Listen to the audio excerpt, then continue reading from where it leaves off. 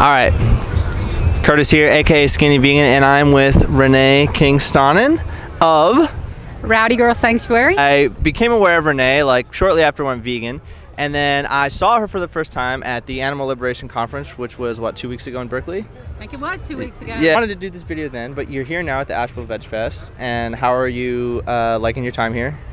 Oh God, I love Asheville. This is my second time to be here. I spoke here 2 years ago and just fell in love with the rhythm here, the culture, the people. Yeah. It's really cool. The reason why I kind of gravitated to your story and what you're doing at your sanctuary is because it was just so unorthodox to me. Like a ranch that went vegan. So for the people that may not know of your story, why don't you kind of fill them in on what you do and what your organization is? Well, we used to be a beef cattle ranch in the heart of cattle country, Texas. The city is Angleton. We're 50 miles southwest of Houston. And, we're one of those typical cattle ranches like you would see on the landscape of, a lot of rural areas. My husband comes from a long line of ranching in his history. In the 1800s, his great-grandfather, used to have a couple slaughterhouses, a big one in Houston. And so, it was in his culture for sure, in his background. And we married for the second time. I moved over there, or one thing led to the other, and I ended up not being able to handle it. And even though I was from Texas and ate barbecue and went to the rodeos and all that, when I became face to face with the fact that these animals, really had souls, they really had feelings. Yeah, so like at what point or how far, how long ago and how long have you been, consuming animal products? Like what was the thing that tripped you off that were like, hold on, maybe this isn't the right thing to be doing? What was that aha moment, or when did that happen?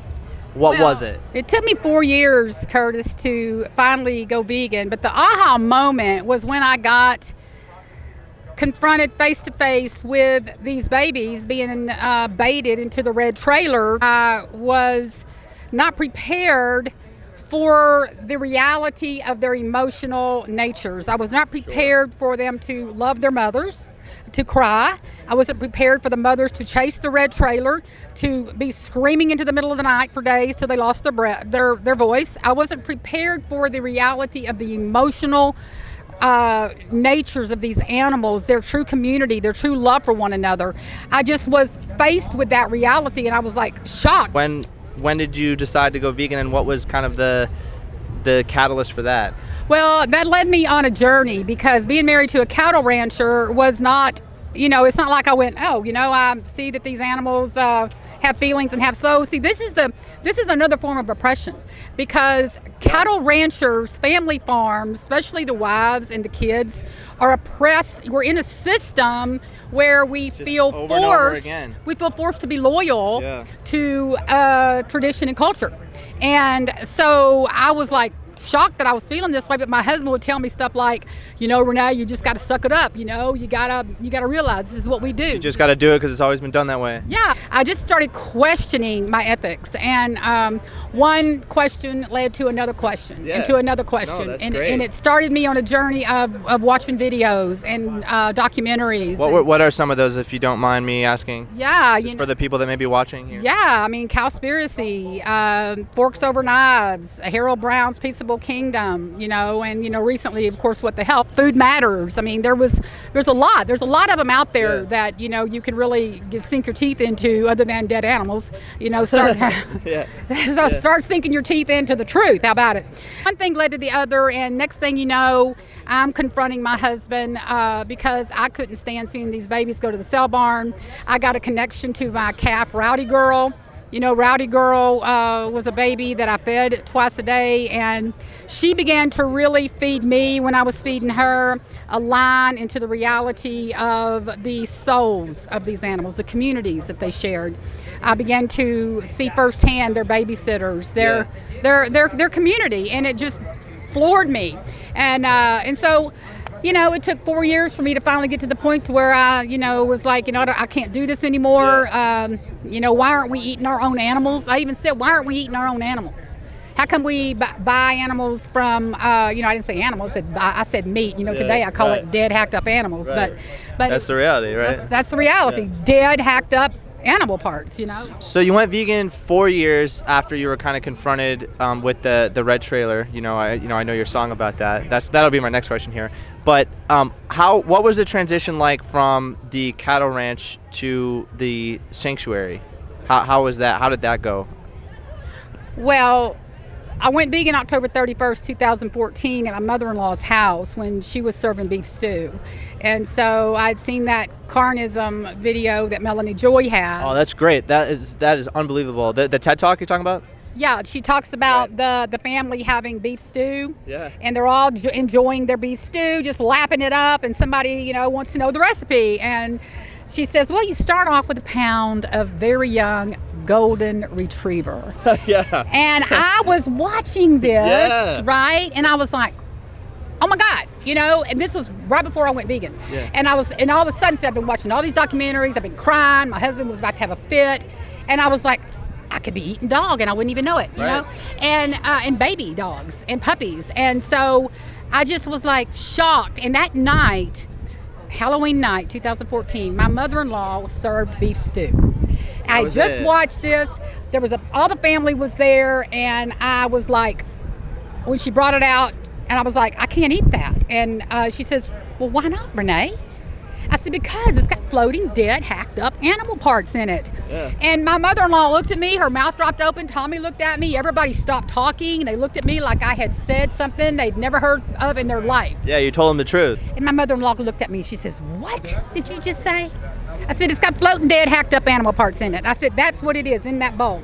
And she said, well, Renee, you can pick it out. And I was like, no, ma'am. No. The moment of clarity for me, that was when I saw with my real eyes that what I was eating was dead, hacked up animal parts. In fact, those pieces of the body that were in that bowl might have come from all over different farms and ranches. Yeah. Probably wasn't even from the same cow. Who knows who it was? Yeah. Could have been a human for all I know. When did the ranch become a sanctuary, and what was that process like? It was right after that that I began to really accelerate my consciousness into. And how many animals did you have, and how many animals were you sending off to slaughter? Yeah, we had 29 cows at the time, and we used to send 6 to 8 calves to the sale barn twice a year. So I would say anywhere from 12 to 15 to 18 a year is what we did. Sometimes more, sometimes less, just depended. So, and so whenever I went vegan, I started demanding no more animal products in the house. My husband was wanting me to find a home for Rowdy Girl and Houdini because they were getting out all the time. I'm really interested in what that dynamic was like between you and your husband during the stretch of time where he was not vegan and you were. You talked a little bit about that in some of your videos, but I was hoping that I could get more from you on that and, to potentially help some other people that are in that same position. Because I was just talking to a couple that walked by the DXE station, and the wife was vegan and the husband wasn't, and that's got to kind of be weird, just to think about. So it obviously had to have been weird for you. How did that go, and what was it that broke through to him? Well, I'll tell you, being married twice, me and Tommy didn't think there was anything that could shake our marriage up, and the fact that going vegan threatened our marriage was freaking unbelievable. But I began to push him. I pushed, and before you know it, it was so hard because we were cussing each other out. I was calling him a murderer every day. I couldn't stand being in the house because of all the deer heads, the antlers, all looking at me. And if I went from, being okay with this, sort of. I mean, never did I like it, but I wasn't I felt like I was in a graveyard at that time. And I complained about it every breath. Every breath I was calling him a murderer and telling him we were in a graveyard. How long did this last? This lasted from October to December the 20th is when December 24th, I talked to Howard Lyman. December the 20th, I started my vegan journal of a rancher's wife. Tommy knew nothing about it because I didn't know what to do. Just an online blog? Yeah, Vegan Journal of a Rancher's Wife. It was before the Rowdy Girl page. This is what led me to become a sanctuary. Okay. Is because I needed a voice for my feelings. I just started this random. This girl named Jeannie that I met on Facebook said, Renee, you need, to start blogging about this. So I just started this page random, and all of a sudden I started getting these followers every day, thousands of followers. I was like, what the hell? It wasn't just like ranchers. It was just vegans of all types. Yeah. It wasn't ranchers. It was vegans wanting to help me out and know my story. I was crying about my husband being a rancher, wanting to slaughter all the animals and fix to sell all the animals, and I was just like beside myself, and I was wearing my feelings out here, and and before I went vegan, they were all like locked up. It's tough, like when people that can't relate to you, and I get it. 4 days after I started the journal, Howard Lyman finally answered the phone, and I spoke to him, and he really talked me down off the precipice of wanting to see my husband. I'm not saying I would have killed my husband, but I didn't like him at all. I was at this point of just saying, well, this motherfucker, I'm sorry, excuse my French, but I wanted him out of my life, and he wouldn't leave me because he was afraid I was going to take over the ranch. And so it was this like struggle. It was horrible. And so what broke this? Like how? Yeah, so what broke it is Howard Lyman said, Renee, you got to start having the same compassion towards your husband as you do for these animals. And I was like, he was a factory farmer, he really was in it big time, and so he was a big role model for me, and he really talked me down and helped me to finally lower my passion down a few decimals for wanting to see my husband like just somewhere else. And so I started trying to understand him, and it's not that my husband hated animals, he loved animals, but most ranchers love animals and eat them too. We did. It was that moment that things started to shift for us, and I started to try to negotiate with him. So it went from negotiate. Yeah, I started negotiating. I like that word. A businesswoman, and all of a sudden I started seeing these cows. Instead of it being a ranch, I started seeing a sanctuary out there. I'd look around and I'd go, God, maybe, just maybe, maybe I could turn this place into a sanctuary. And then I thought about Kip Anderson, and because I'd been talking to him too, and I thought about how he raised all this money on crowdfunding. So I started talking to him about how do you do that. And next thing you know, he's telling me how to do it. And so I used the same platform he did, Indiegogo, and I raised $36,000. But see, the thing is this. Before I did that, my husband was getting ready to sell the whole herd. He was going to get out of the business, sell the whole herd, and I was like, Tommy, you can't do that. He had always promised he would never sell the mama cows. He said he'll sell the babies. I know it sounds ironic, but sell the babies, but he was going to keep the mamas there forever. Well, now he was going to sell all of them. And I was like, no, Tommy, if you're going to sell the whole herd, let me buy them. And he was like, you buy my cows. Have you lost your mind, And I'm like, of course I've lost my mind, I mean, I'm not in my right mind to be asking you this, I know, but it doesn't matter. This is the new normal. This is it. And so he appeased me. He said, all right, Renee, if you think you can buy my cows, I could get $40,000 for them at the sale barn. I'll give them to you for $30,000. And, good luck with that. And he didn't think I'd do it. Isn't there like a shared bank account? Isn't the my money's your money thing? How does that work? It was not that way. Because when me and my husband married, see, people ask me that all the time, but see, when me and my husband married, he already owned the ranch. He owned the cows. They weren't mine. I didn't ever buy those cows. The only cow I bought was Rowdy Girl, for $300. And so my husband owned those cows. This was his. I wanted nothing to do with that world. I did my own thing, he did his thing, and then all of a sudden, I was taking it away from me. The very thing I never wanted anything to do with, all of a sudden, I couldn't part with it.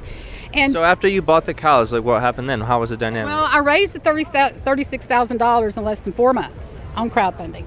Shocked my husband. That's what brought my husband into the reality of that there's other people that are this movement. And it was when we had our first festival, May 2nd, 2015. Kip Anderson came to speak.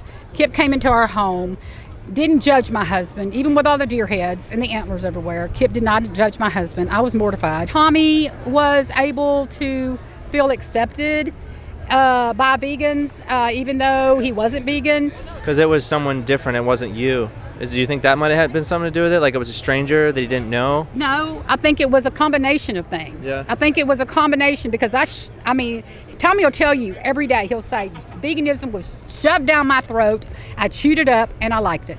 That's what he says. It was shoved down my throat. And sometimes we just got to keep shoving. And sometimes we just got to keep pushing. Yeah. You know, and you got to know when to let back. You know that song, you got to know when to hold up and when to fold up. When to hold them. You got to know when. You know, you got to feel it out. And so I would push this stuff on Tommy, then I would lay back.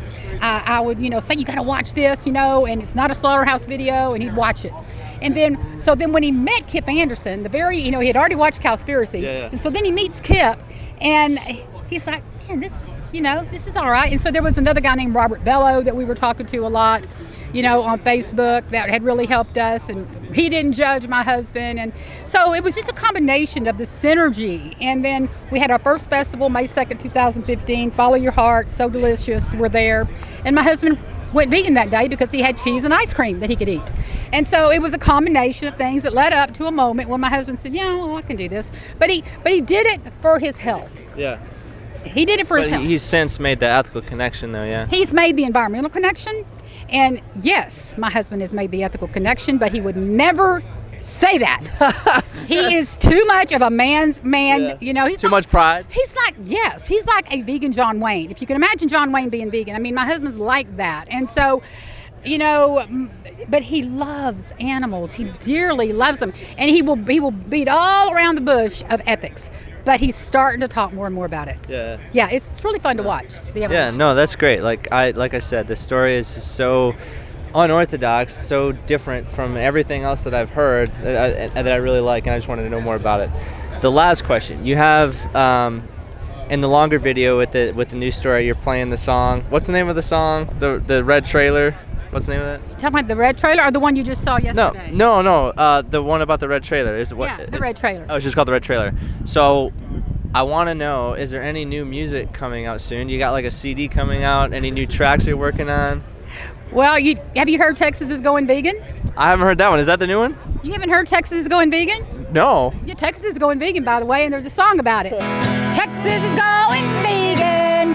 Texas is going vegan, baby. Texas is going vegan right now.